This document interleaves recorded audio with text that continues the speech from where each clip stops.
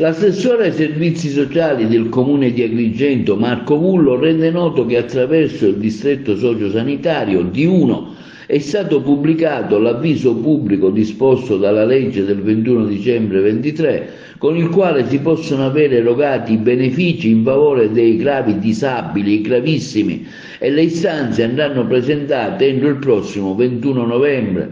L'avviso su base distrettuale vede come comune capofila Agrigento ed è riservato ai disabili gravi e gravissimi in possesso delle caratteristiche dell'articolo 3 della legge 104 per interventi socioassistenziali e per gli aventi diritto. I requisiti per ciò che ne hanno diritto sono i disabili gravi e gravissimi, tra cui l'ISEE per coloro che producono un ISEE pari o inferiore ai 25.000 euro. Le prestazioni saranno ridotte del 30%, con eccezione dei minorenni.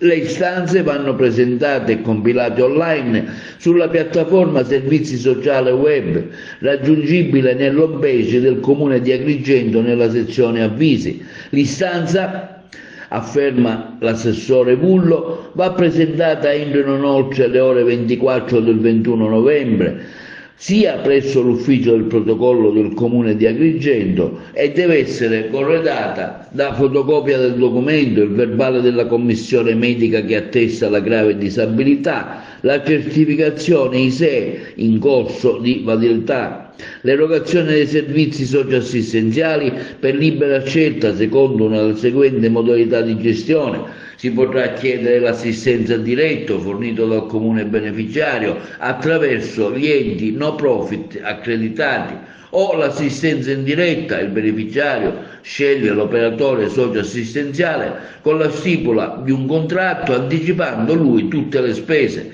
In seguito il beneficiario, su richiesta indirizzata al distretto sociosanitario, chiederà il rimborso allegando le spese sostenute.